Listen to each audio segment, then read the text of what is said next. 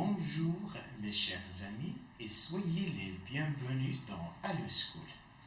Dans la séance d'aujourd'hui, on va faire une révision totale de tous les thèmes et les chapitres abordés dans le deuxième semestre des premières années collège en SVT. Ce deuxième semestre, il y en a 4 chapitres abordés. La sortie géologique, la formation des roches sédimentaires, la construction d'une échelle des temps géologiques et les ressources hydriques. Et ces 4 chapitres, ces 4 thèmes font partie de la géologie.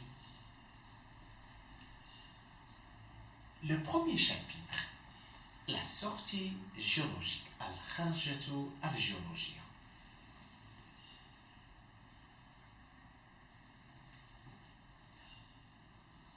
La sortie géologique sur le terrain, c'est un outil, c'est un moyen pour étudier de façon géologique un terrain, d'observer d'une façon directe tous les éléments que contient le terrain.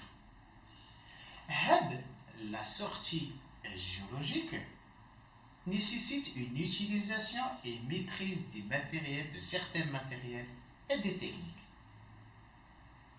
Pour réaliser une sortie géologique, on utilise la boussole, al-bawsala, dont le rôle essentiel de la boussole, c'est l'orientation sur le terrain. Le terrain. Les flacons d'HCl. HCl, c'est une solution سائل liquide محلول يسمى حمض الكلوريدريك, acide chlorhydrique. Cet acide chlorhydrique qu'on utilise dans une sortie géologique, elle nous permet de savoir et de mettre en évidence des calcaires dans les roches. يمكننا من اكتشاف وجود الكلس داخل الصخور. Et parmi les outils qu'on utilise souvent dans une sortie géologique, il y a la carte topographique. La carte topographique, c'est une carte qui nous permet de définir les formes de relief. Les formes de relief, أشكال التضاريس que possède le terrain. Et pour sa lecture, il y en a des éléments qui nous facilitent cette lecture. Par exemple, le nom de la carte, il indique le nom de la région étudiée. La légende, al-miftah, qui nous donne une explication du couleur du symbole utilisé sur la carte. Les courbes de niveau, ce sont des représentations du relief par des courbes, par des lignes. Et l'échelle, al-miqyas, qui détermine la relation entre la distance réelle, al-masaf, al-haqiqiya, et celle sur la carte.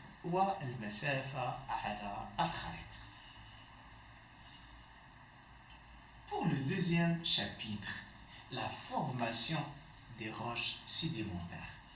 Cette formation se passe en 4 étapes.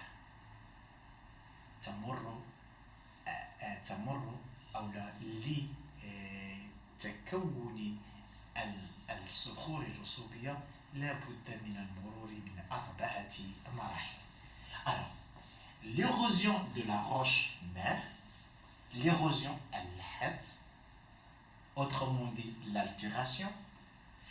L'altération de la roche-mère peut être soit mécanique, qui permet de donner des débris, ou bien chimique, qui permet de donner des solutions de roches. Solution mahalil, sakhriya. À Après l'érosion, on obtient des particules qui sont libres. Ces particules qui sont libres, elles présentent des tailles différentes. Elles sont exposées à un transport, le naql.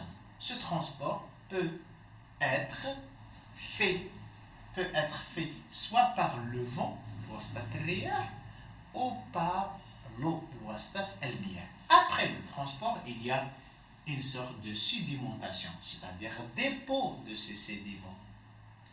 Et ce dépôt de ces sédimentation peut être soit détritique, c'est-à-dire la sédimentation des sédiments sous forme de débris, des particules fines, ou bien des sédimentations chimiques, c'est-à-dire sédimentation des solutions rocheuses.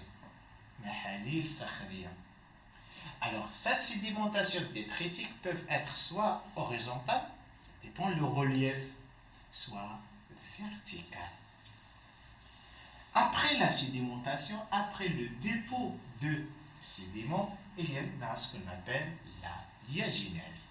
Et cette diagenèse, c'est le passage du sédiment aux roches sédimentaires.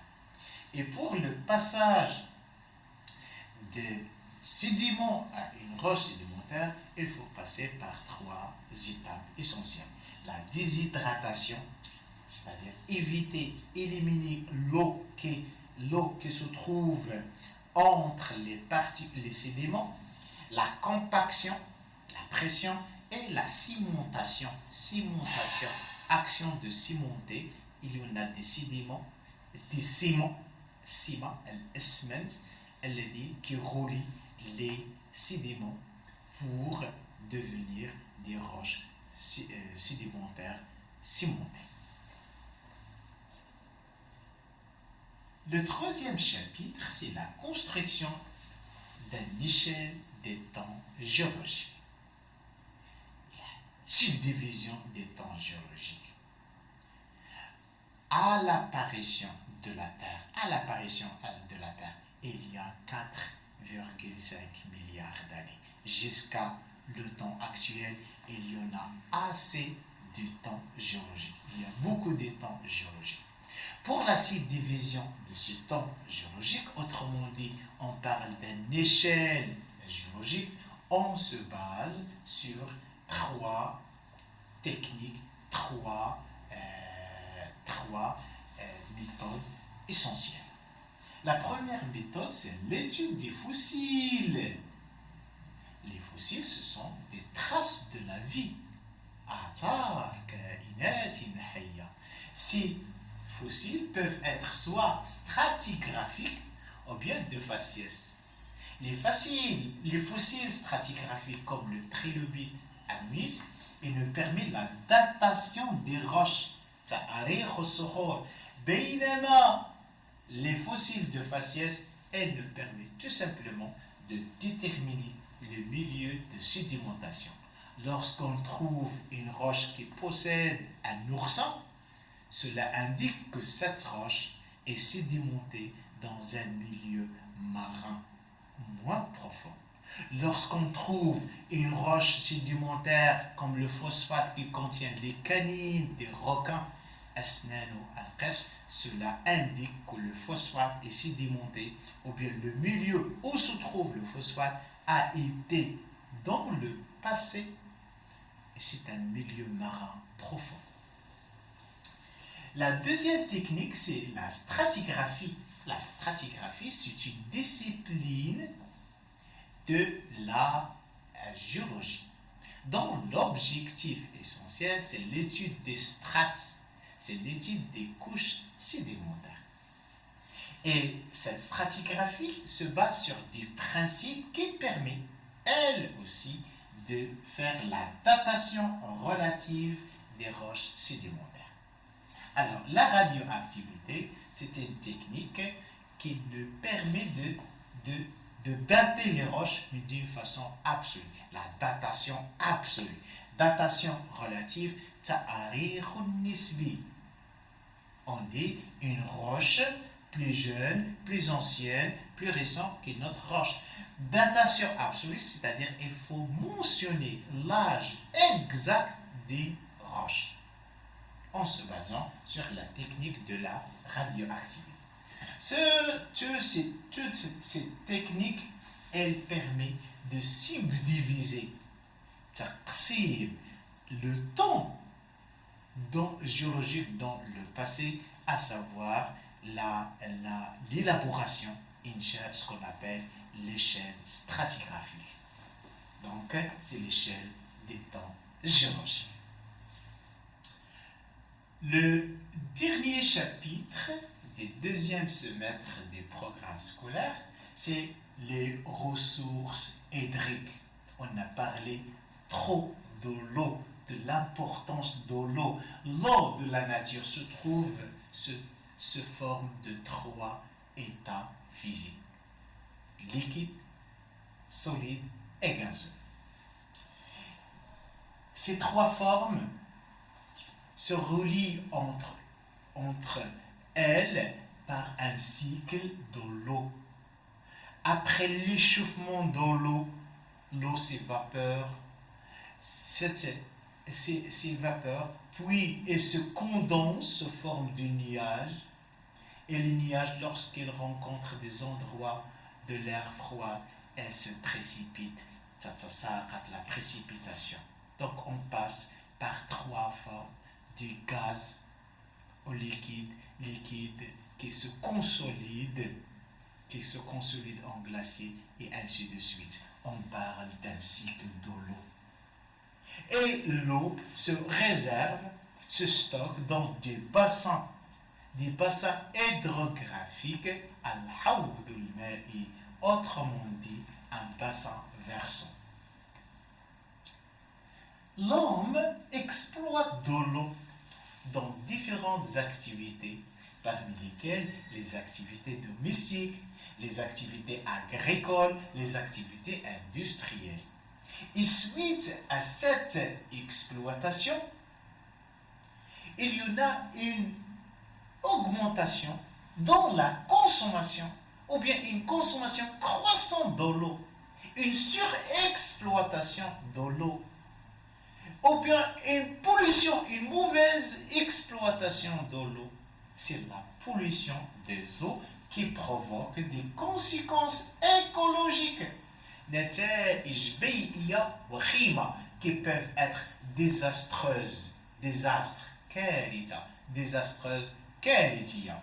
et impactent sur la santé et sur l'économie. Et donc, suite à la rareté, l'eau potable, donc il y a une nécessité de sauvegarder, de protéger, de garder les ressources hydriques pour nous et pour les générations futures, comme action qui nous permet de sauvegarder ce trésor bleu, adopter des bonnes attitudes pour rationaliser l'exploitation de l'eau, traitement, épuration des eaux usées.